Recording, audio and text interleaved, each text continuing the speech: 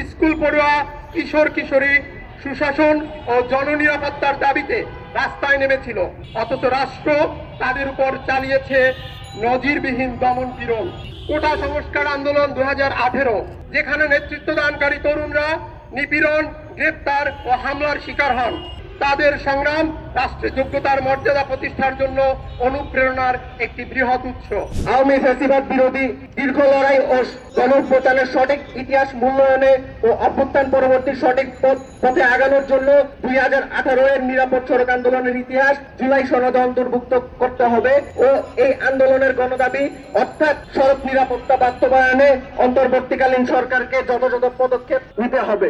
আমাদের প্রধান উপদেষ্টা বলেন আর উপদেষ্টা পরিষদের একজন উপদেষ্টা বলেন, আজও পর্যন্ত 1 বছরে এই পরিবহন সিন্ডিকেটের সন্ত্রাসীদের বিরুদ্ধে আমরা কোনো যথাযথ পদক্ষেপ দেখি নাই। সড়ক নিরাপত্তা বাস্তবায়নে এই অন্তর্বর্তীকালীন সরকারের কোনো যথাযথ পদক্ষেপ দেখি নাই।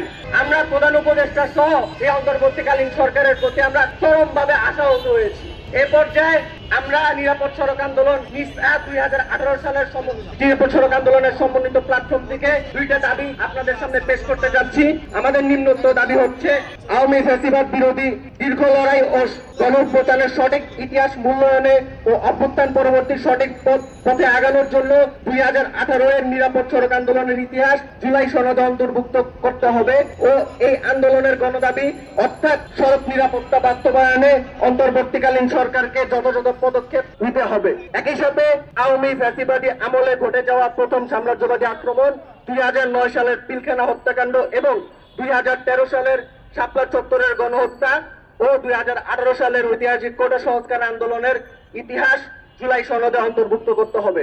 5 আগস্ট প্রকাশিত জুলাই ঘোষণাপত্র দেশ নির্মাণ ও গণসংগ্রামের একটি তাৎপর্যপূর্ণ দলিল। ঘোষণাপত্রকে পূর্ণতা দিতে নিম্নোক্ত ঘটনাগুলোকে আনুষ্ঠানিকভাবে স্বীকৃতি অন্তর্ভুক্ত করা জরুরি এবং এই স্বীকৃতি থেকে আইনি, সামাজিক ও শিক্ষাগত পদক্ষেপ সম্পর্কিত স্পষ্ট প্রতিশ্রুতি বের হয়ে আসা জরুরি।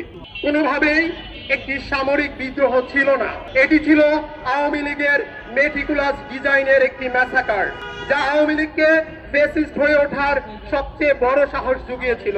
এর রাজনৈতিক ও প্রাতিষ্ঠানিক প্রভাব আজও বহাল রয়েছে, যা রাষ্ট্র ও সমাজের গভীরে স্থায়ী ক্ষতচিহ্ন এঁকে দিয়েছে। স্কুল পড়ুয়া কিশোর কিশোরী সুশাসন ও জননিরাপত্তার দাবিতে রাস্তায় নেমেছিল, অথচ রাষ্ট্র তাদের উপর চালিয়েছে নজিরবিহীন দমন পীড়ন। এই আন্দোলন তরুণ সমাজকে নতুনভাবে রাজনৈতিকভাবে শক্তি জুগিয়েছিল। কেন এই 5টি বিষয় অন্তর্ভুক্ত হওয়া প্রয়োজন বলে আমরা মনে করছি?